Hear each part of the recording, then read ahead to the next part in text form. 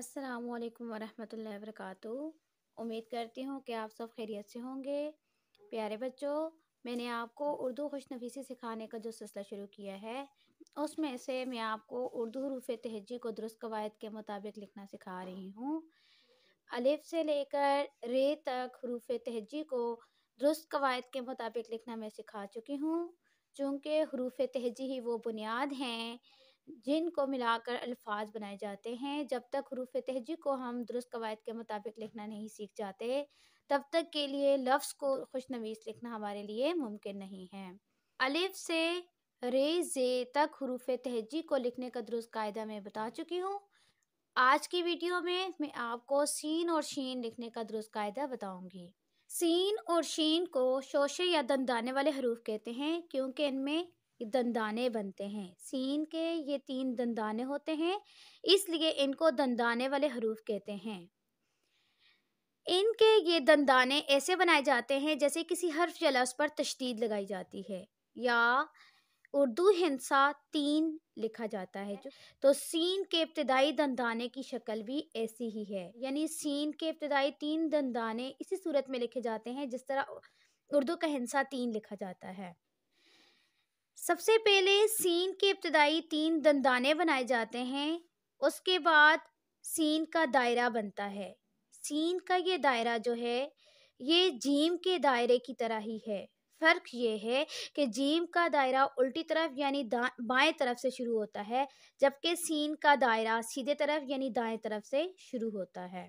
Scene का दायरा बनाने का भी वही कायदा है जो जीम का दायरा बनाने का कायदा है। अक्सर बच्चे जीम का दायरा बनाते वक्त जिन गलतियों को दोहराते हैं, सीन का दायरा बनाते वक्त भी वही गलतियां करते हैं। जीम का दायरा बनाने के लिए जो कवायद मैंने बयान किए हैं, सीन का दायरा बनाने के लिए उन्हीं कवायद को हम फॉलो करेंगे। अक्सर बच्चे दायरा लिखते हुए पूरी तरह से नीचे लाए बगैर आधे से ही पेंसिल को मोड़ लेते हैं, जिससे दायरे की खूबसूरती ख़त्म हो जाती है।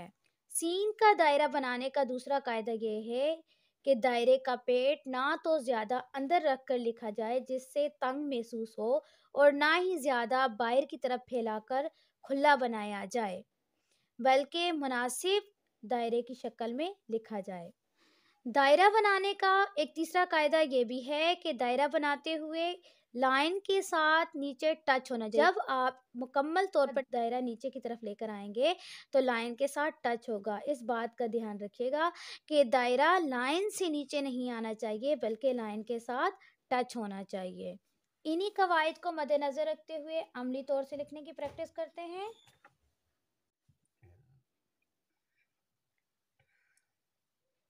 तशदीद की शक्ल में इसके 3 दंदाने बनाए, उसके बाद सीन का दायरा बनाएंगे, लाइन के साथ टच करते हुए उनका आखिरी कोना। तशदीद की शक्ल में इसके 3 दंदाने बनाएंगे, नीचे लाइन के साथ टच करते हुए उनका आखिरी कोना। तशदीद की शक्ल में इसके 3 दंदाने बनाए और जीम का दायरा जीम के दायरे की तरह से सीन का दायरा बनाया। और सीन लिखते वक्त इस बात का ख्याल रखना है कि ये सीढ़ी की शक्ल में लिखा जाता है। इसका इब्तिदाई दंदाना उस जगह से शुरू होगा जहाँ से हम अलिफ लिखते हैं, उसके बाद थोड़ा सा नीचे दूसरा दंदाना बनता है, उसके बाद उससे थोड़ा सा नीचे तीसरा दंदाना बनता है, उसके बाद नून का दायरा लिखते हैं।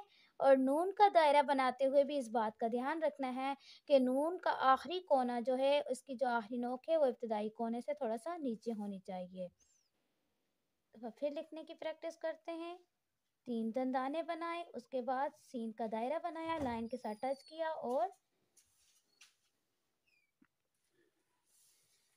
प्यारे बच्चों, आपने इन तमाम कवायद को मद्देनज़र रखते हुए सीन को लिखने की बार बार प्रैक्टिस करनी है। जिस कदर आप ज़्यादा प्रैक्टिस करेंगे, आपकी राइटिंग में नीटनेस आएगी। तशदीद की शक्ल में 3 दंदाने बनाए और उसके बाद नून का दायरा जीम के दायरे की तरह बनाया। इस बात का ध्यान रखना है कि नून का ये दायरा है वो लाइन से नीचे नहीं आना चाहिए, बल्कि लाइन के साथ टच होना चाहिए। कि अक्सर बच्चे नून का दायरा बनाते हुए इसका आखिरी कोना बनाते हुए एकदम पेंसिल को छोड़ देते हैं, جس سے دائرہ یا اندر کی طرف بن جاتا ہے یا بہت اوپر کی طرف آخری کونا چلا جاتا ہے، جس سے دائرے کی خوبصورتی ختم ہو جاتی ہے۔ لہٰذا ان تمام قواعد کو مد نظر رکھتے ہوئے آپ نے سین لکھنا ہے۔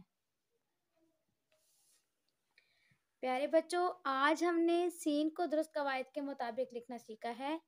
نیکسٹ انشاءاللہ ہم صاد اور ضاد کو درست قواعد کے مطابق لکھنا سیکھیں گے۔ بچوں، اگر ویڈیو پسند آئے تو لائک کریں، شیئر کریں اور چینل کو سبسکرائب کریں۔